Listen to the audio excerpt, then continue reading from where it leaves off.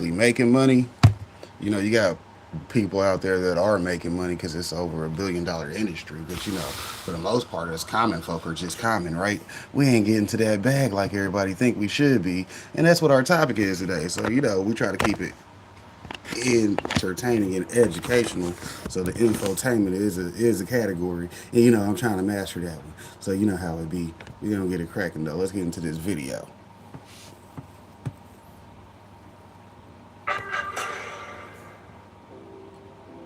So how quickly did the U.S. change its mind on cannabis?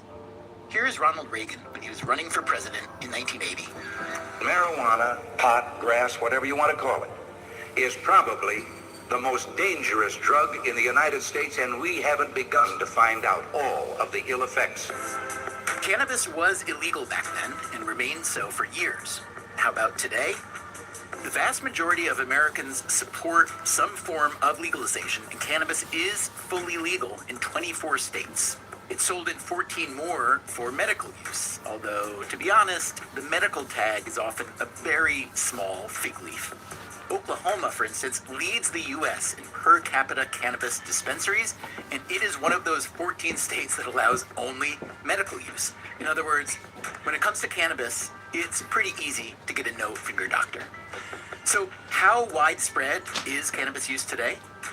Last week, in part one of this series, we heard that the U.S. just reached a milestone. There are more daily or near daily users of cannabis than there are daily or near daily users of alcohol. The cannabis industry today employs 500,000 people, includes 12,000 licensed retail locations, and takes in $30 billion in annual sales. So today, in part two of our series, I mean, that's 30 billion. I mean, 30 billion. Good morning, Tamika Davis. How you doing? Seeing you over at Heather's chat. Good to see you over here. Yeah, look, you know, most states are doing about $1 billion a year, especially if they're large states. Here in Missouri, I know last year we did over 2 billion in sales our first recreational year. So, you know, shout out to Missouri for getting that money up. You know what I'm saying? We do what we do around here. We stay smoking like them Chiefs. Shouts out to my video sponsors, the Superfood Parents. Y'all know to go check them out too. we started out with a simple question. Who is making all that money in the cannabis economy? But we learned there might be a better question. Is anybody making any money? Everybody believed that this would be like Silicon Valley, this giant growth industry. The cannabis industry is a bit of a mess, and we explore the reasons. There are a lot of reasons. I sunk my life savings and raised over $2 million to get into the game. It's hard to articulate the regulatory complexity of every single thing you have to do. Taxes are high, and there's a lot of product in the market. There's illicit product in the market. We had this myth that with legalization, we could stop all enforcement. That was totally wrong.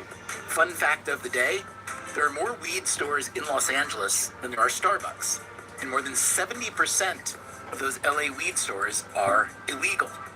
This may explain why one of California's biggest legal cannabis companies, once valued at $3 billion, recently filed for bankruptcy.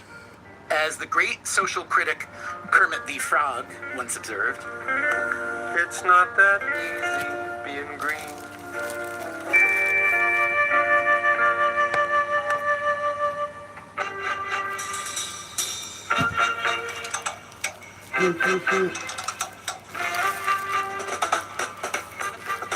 This is Freakonomics Radio, the podcast that explores the hidden side of everything, with your host, Stephen Dubner.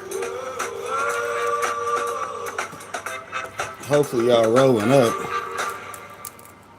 Well, you know I had to stop and check references, but I do that quickly.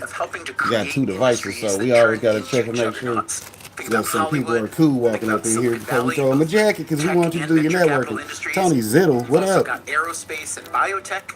You can go all the way back to the gold rush in the mid-19th century. And for a while, it looked like there would be a new 21st century juggernaut, the green rush. Well, yeah, I frequently make fun of people for only having their avatars in streams. So since I don't do avatars, I just steal other people's videos. Is how some people see it.